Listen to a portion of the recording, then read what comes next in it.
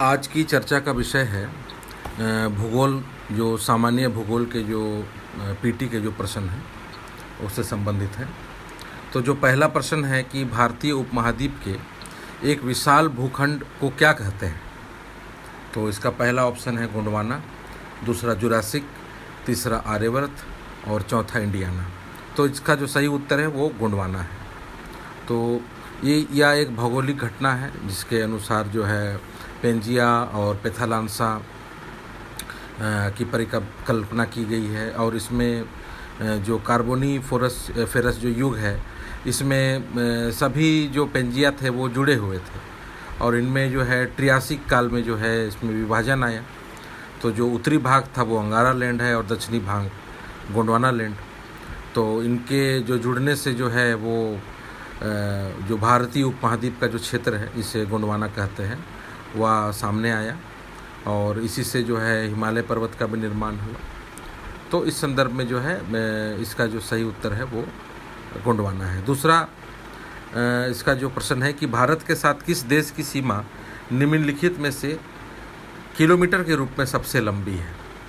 तो पहला जो ऑप्शन है चीन, दूसरा पाकिस्तान, तीसरा नेपाल, चौथा बांग्लादेश। तो इसका जो सही उत्तर है वो बांग्लादेश है, यानी बांग्लादेश की सीमा जो कि 4096 किलोमीटर की सबसे लंबी सीमा रेखा है। उसके बाद जो है सेकंड में जो है वो चीन है जिसमें कि 3917 किलोमीटर, और थर्ड में पाकिस्तान है जो कि 3310 किलोमीटर की सीमा रेखा है। तो जो हमारा बांग्लादेश के साथ शेयर करता है, जो हमारा राज्य है वो आसाम है, मेघालय है, त्रिपुरा है, मिजोरम है और पश्चिम बंगाल है। तो इस समय जो है एनआरसी से संबंधित जो मामले हैं, बांग्लादेश से जो हमारी सीमा जुड़ी हुई है उससे संबंधित जो विवाद है वो हमेशा बने रहते हैं। तो इसका सही उत्तर है बांग्लादेश।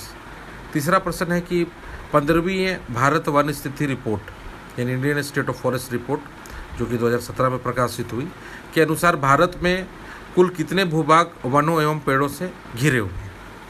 कितने जो भूभाग हैं वो वनों एवं पेड़ों से घिरे हैं। तो इसका जो पहला ऑप्शन है वो है 23.4%, दूसरा 24.4%, पाँचवा 25%, तीसरा जो है 25% और चौथा जो है वो 26%। तो इसका जो सही उत्तर है दूसरा यानी 24.4%। तो यह जो है 2018 में जो है ये रिपोर्ट सामने आई, और ये वन मंत्रालय द्वारा रिपोर्ट आता है, और जो विश्व का जो कुल क्षेत्रफल है वन का उसका जो 2.4% जो क्षेत्रफल है वो उससे संबंधित है, और विगत वर्षों में कुछ वृद्धि भी हुई है। तो इस संदर्भ में इसका सही उत्तर है 24.4%। अगला प्रश्न है कि भारत के द्वीपों के संदर्भ में कौन सा कथन गलत है। तो पहला ऑप्शन है कि भारत के अरब सागर क्षेत्र में द्वीपों की संख्या बंगाल की खाड़ी के द्वीपों की संख्या से बहुत अधिक है। दूसरा, भारत में लगभग कुल 247 द्वीप हैं। तीसरा, लक्षद्वीप में कुल 36 द्वीप हैं, और चौथा, चांदीपुर का व्हीलर द्वीप मिसाइल परीक्षणों के लिए चर्चित है। तो जो इसका पहला ऑप्शन है वो गलत है, जिसमें कि है कि भारत के अरब सागर क्षेत्र में द्वीपों की संख्या बंगाल के खाड़ी के द्वीपों की संख्या से बहुत अधिक है। तो गलत है, क्योंकि बंगाल की खाड़ी में 204 द्वीप हैं और अरब सागर में 43 मुख्य द्वीप हैं।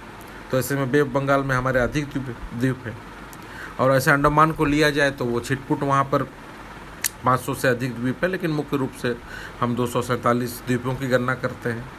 और इस संदर्भ में जो नदी द्वीप भी है, जैसे मजूली जो ब्रह्मपुत्र नदी में है, जो कि विश्व की सबसे बड़ी नदी द्वीप है, जो कि 340 स्क्वायर माइल है। तो इस संदर्भ में जो है इसका जो उत्तर है वो पहला ऑप्शन है। अगला प्रश्न है कि निम्नलिखित में से किस राज्य में से होकर भारत में कर्क रेखा नहीं गुजरती है। तो इसका पहला ऑप्शन है गुजरात, दूसरा झारखंड, तीसरा मध्य प्रदेश, चौथा असम। तो इसका जो सही उत्तर है वो आसाम है, क्योंकि भारत के 8 राज्यों में गुजरात, राजस्थान, मध्य प्रदेश, झारखंड, छत्तीसगढ़, पश्चिम बंगाल, त्रिपुरा और मिजोरम, यहाँ इन 8 क्षेत्रों में जो है राज्यों में कर्क रेखा गुजरती है। और ऐसे आप ले कि जो उज्जैन का जो महाकाल मंदिर है, जो कि काल विभाजक के रूप में महत्वपूर्ण है, इसे इसीलिए महाकाल कहा गया है। तो यहाँ से भी कर्क रेखा गुजरती है। यहाँ पर राजा जयसिंह द्वितीय ने वेधशाला भी बनाई थी। तो इस संदर्भ में जो है इसका जो उत्तर है वो आसाम है। अगला प्रश्न है कि भारत में कौन सा दर्रा सिक्किम को तिब्बत से जोड़ता है। तो पहला ऑप्शन है नाथुला, दूसरा मानाला, तीसरा खैबर, चौथा सांगला। तो इसका सही उत्तर है नाथुला। तो नाथुला जो है वो तिब्बत के चुम्बी घाटी को सिक्किम से जोड़ता है, यानी भारतीय भूभाग से जोड़ता है। और 1962 के जो भारत चीन युद्ध के बाद इसे बंद कर दिया गया था, पुनः इसे 2006 में खोला गया। तो अधिकतर जो 80% से अधिक भारत चीन व्यापार है वो इसी क्षेत्र से होता है। और ये रेशम मार्ग की एक प्रमुख शाखा भी थी और अभी इसका एक महत्व है। और ला जो है वो तिब्बती भाषा का शब्द है जिसका अर्थ है दर्रा। तो अगर आप गंगटोक घूमने जाइएगा जो पर्यटन की दृष्टि से महत्वपूर्ण है, तो वहाँ से 54 किलोमीटर पड़ता है नाथुला, और वहाँ वो घुमाने भी ले जाते हैं, तो वहाँ आप देख सकते हैं इसको। तो ये एक प्रकार से बहुत सकरा है और दोनों तरफ खाई है और ये मार्ग बहुत महत्वपूर्ण है। तो इसका सही उत्तर है नाथुला। अगला प्रश्न है कि भारत के पश्चिमी घाट के संदर्भ में कौन सा कथन गलत है।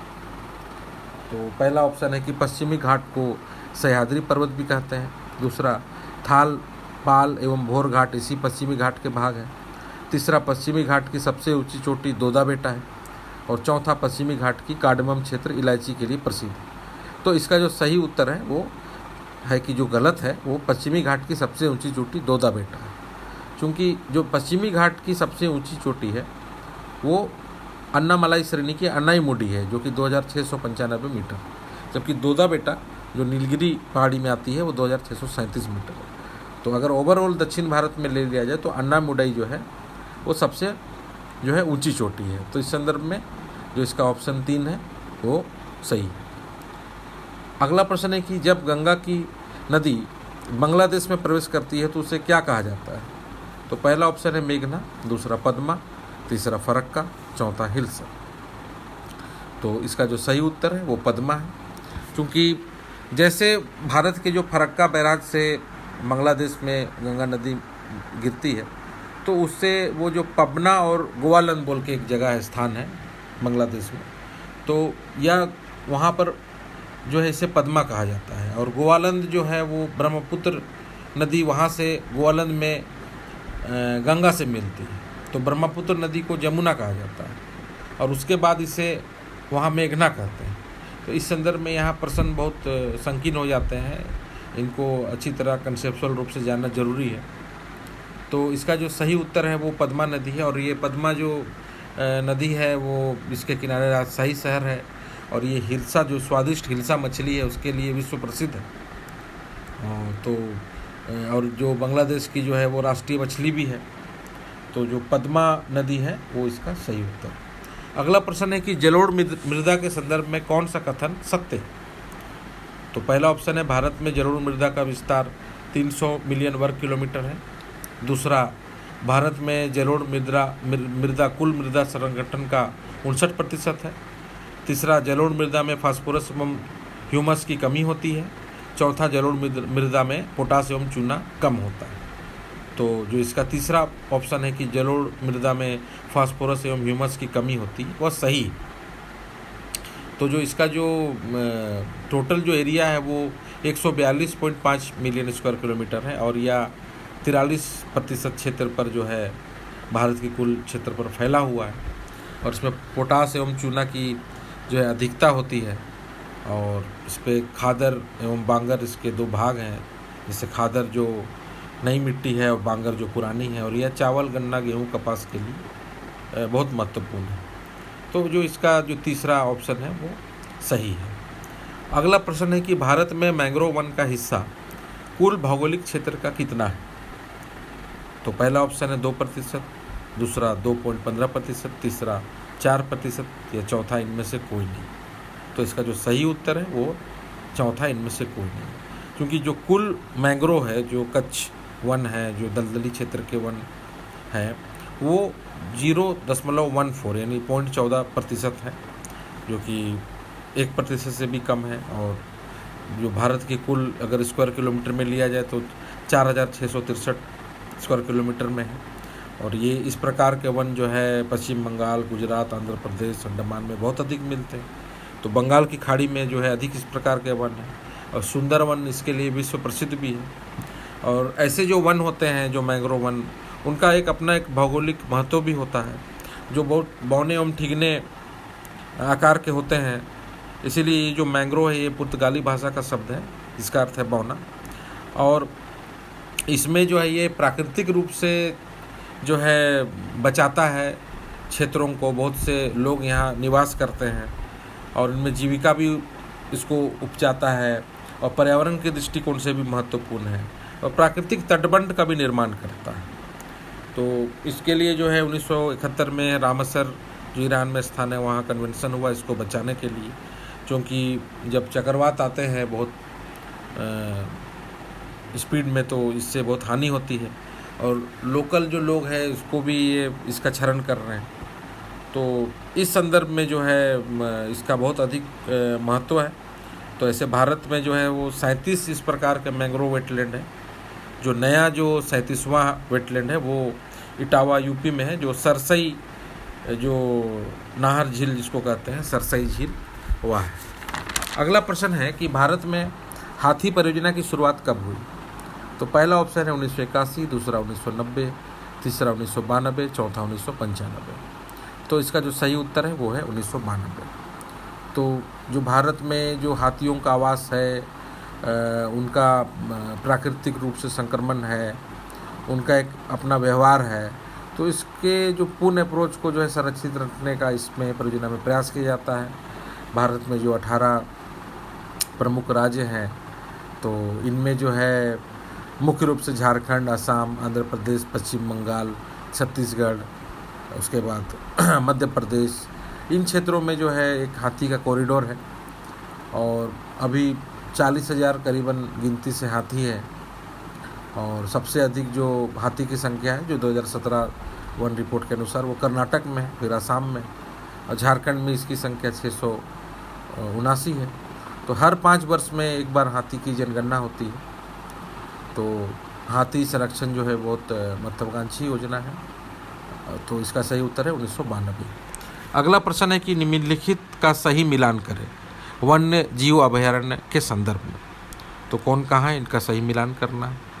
तो जो पहला जो कूट है यानी 1 का 2 यानी आंध्र प्रदेश का कोलेरू, उसके बाद अरुणाचल प्रदेश का नामदफा और पंजाब का अबोहर और जम्मू कश्मीर का किश्तवाड़, यानी ये जो कूट है पहला कूट है वो सही है।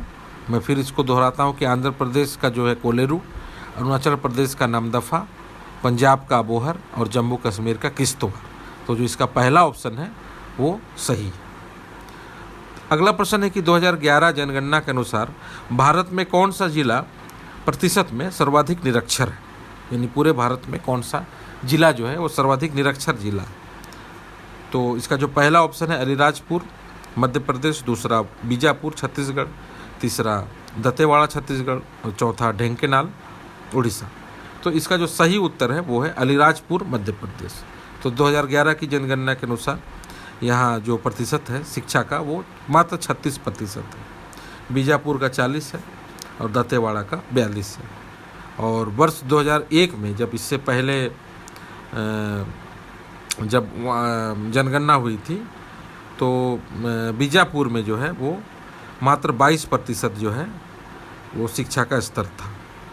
तो इसका जो सही उत्तर है वो अलीराजपुर है जो मध्य प्रदेश में। अगला प्रश्न है कि निम्नलिखित में से कौन से भारतीय जनजातीय के संदर्भ में मिलान गलत है। तो पहला जो ऑप्शन है अरुणाचल प्रदेश का मिसमी, दूसरा गुजरात का दुबला, तीसरा त्रिपुरा का चकमा और चौथा आसाम का साह। तो जो गलत है वो है आसाम का साह यानी चौथा ऑप्शन।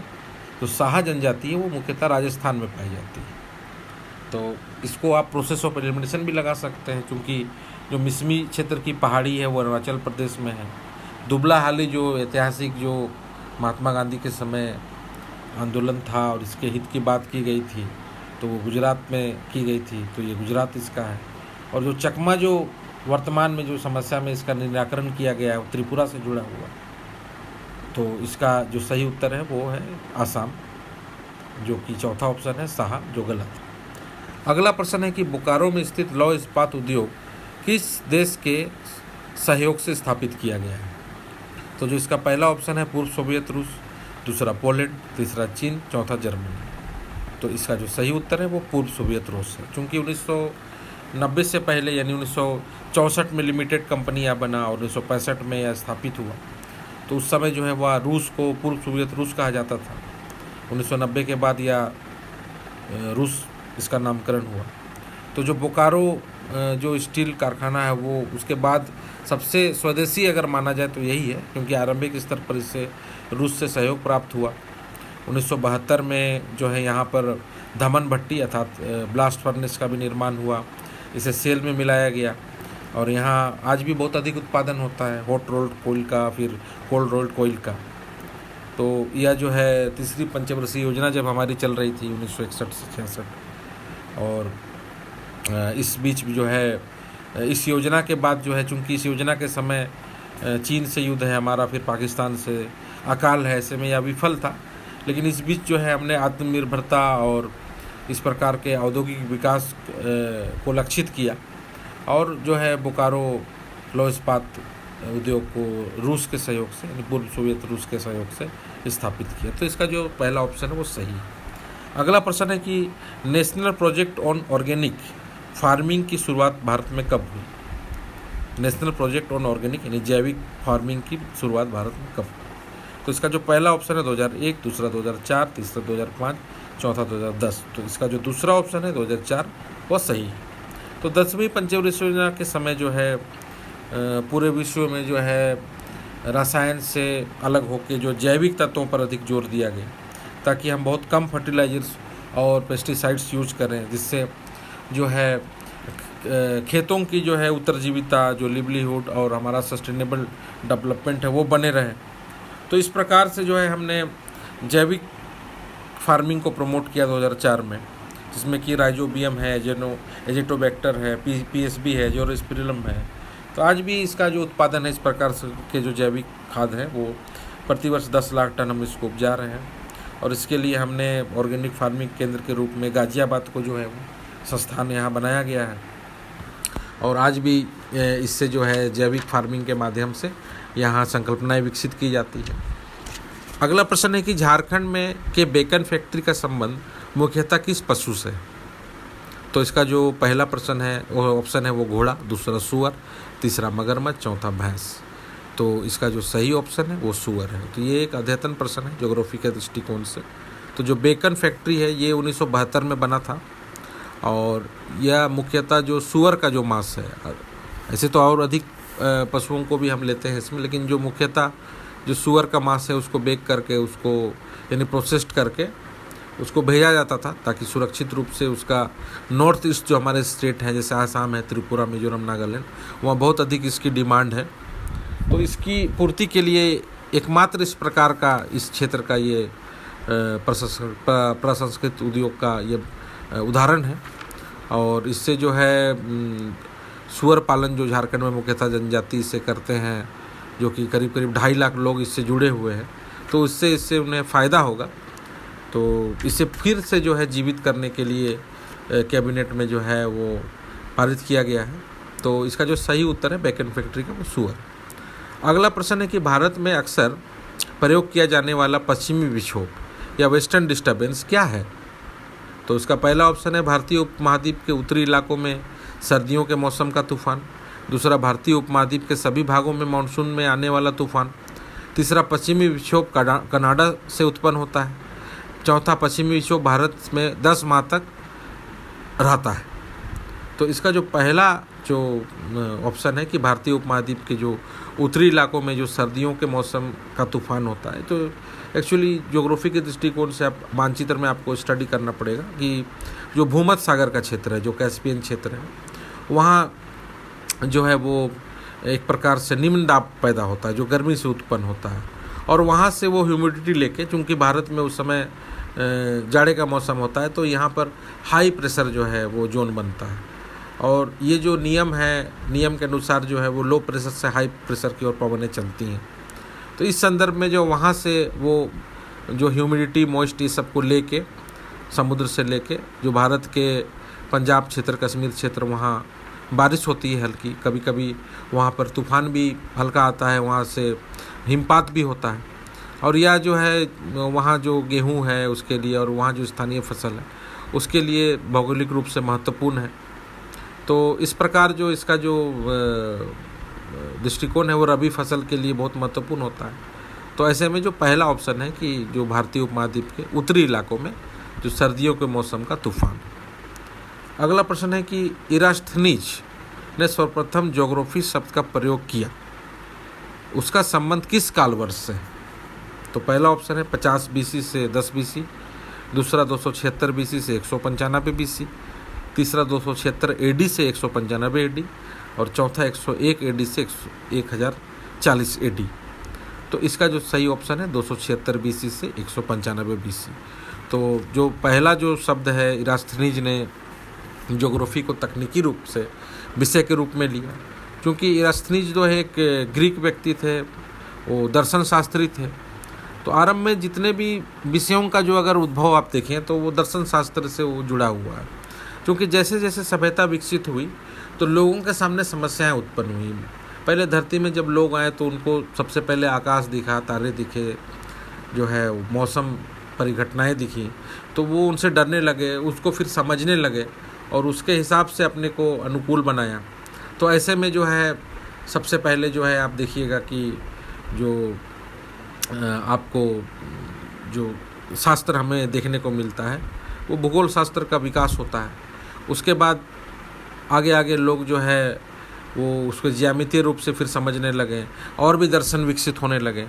फिर पेड़ पौधों को समझा, उससे बॉटनी जो है वो सब्जेक्ट विकसित हुआ।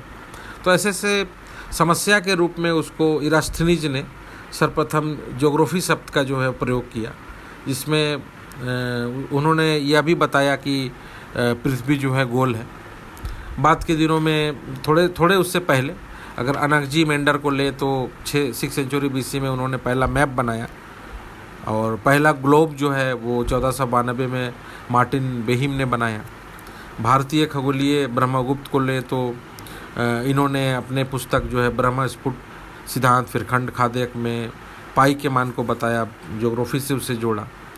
तो इस प्रकार जो है आज भी जो ज्योग्राफी की शाखा है वो कई रूप में जो है आप देखिएगा हाल के दिनों में अभी जो पर्यावरण शाखा है बहुत अधिक विकसित है, क्योंकि बहुत बड़ी समस्या हमारे पास है आज पर्यावरण को ज्योग्राफी से समझने की। तो इस संदर्भ में जो है पर्यावरण ज्योग्राफी एक नया जो है आउटलुक है, उसे नए रूप में हम समझ रहे हैं।